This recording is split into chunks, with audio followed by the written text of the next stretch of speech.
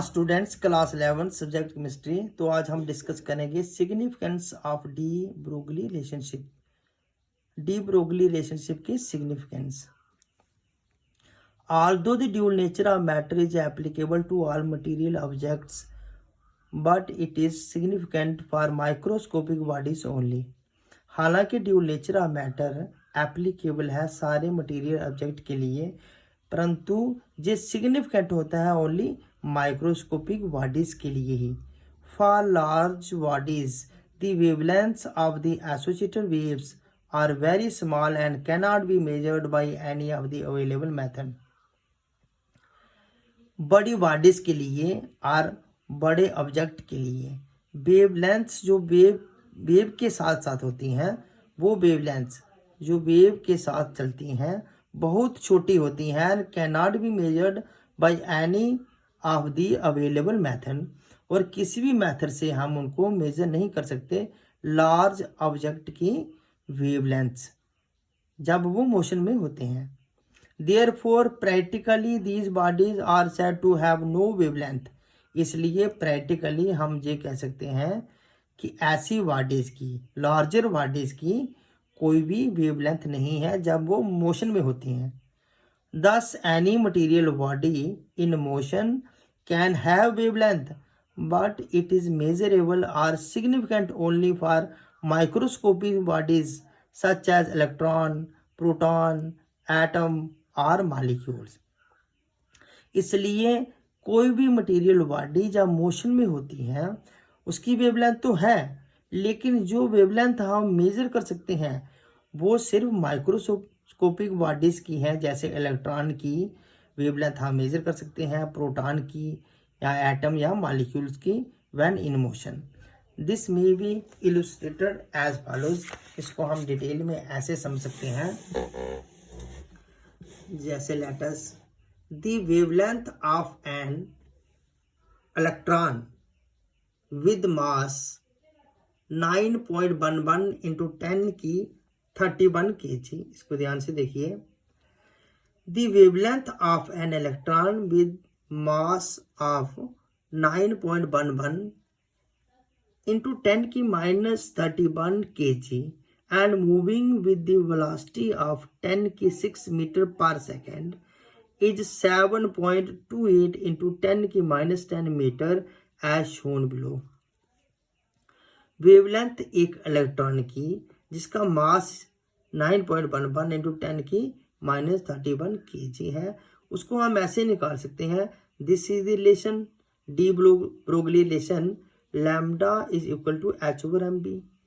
Lambda it is wavelength, lambda is a wavelength, this is h is a Planck's constant।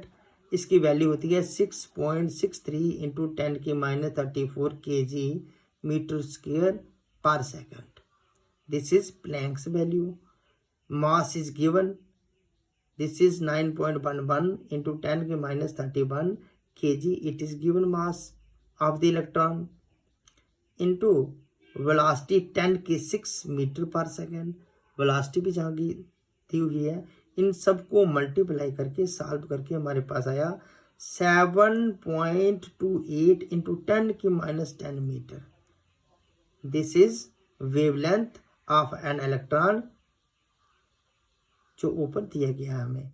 This is the wavelength. अब second case में क्या कहता है, the wavelength associated with the moving electron is of the same order of magnitude as of X-rays which can be easily measured। जितनी wavelength X-rays की होती है, जितनी वेवलेंथ एक्स-रेज की होती है उतनी ही वेवलेंथ ये वाली आई, मिलती जुलती आ गई उससे। तो this wavelength can be measured, इसको हम आसानी से मेजर कर सकते हैं। तो नेक्स्ट है हमारे पास on the other hand the wavelength associated with a ball, on the other hand the wavelength associated with a ball, for example weighing 10 gram, ball का वेट है 10 ग्राम and moving with the same velocity as that of electron, वो भी electron के बराबर ही दौड़ रहा है, velocity उसकी सेम है 10 की 6 मीटर पर सेकेंड, is only 6.63 इंटू 10 की -30 मीटर एज शोन बिलो। अब 10 की -38 वो था 10 की -10, ये तो और छोटा हो गया, वेरी स्मॉल। तो इसकी भी ऐसे निकालेंगे, lambda is equal to h/mb। This is Planck's value, this is mass of the ball, this is in kg,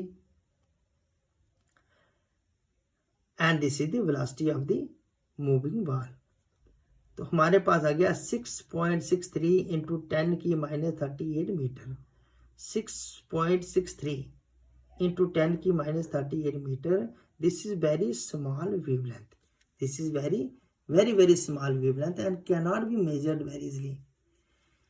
This wavelength is shorter than any of electromagnetic radiation and cannot be measured by any known method. ये wavelength बहुत छोटी है, even shorter than electromagnetic radiation से भी छोटी है। Therefore, it is significant to grasp the idea of wave associated with the moving ball. In other words, we can say that the ball does not have wave associated with it. तो हम ऐसे कह सकते हैं कि ball की wavelength बहुत कम है, चाहे ही नहीं। Similarly, the other larger bodies are said to be associated with waves, but their wavelengths are too small to be measured by any conceivable method. ऐसे ही अगर लार्जर बॉडी की बात करें हम, मूविंग कार, ट्रेन, बस, उनकी भी वेवलेंथ तो है, लेकिन इतनी छोटी वेवलेंथ है क्योंकि मास ज़्यादा होने के कारण wavelength can not be measured.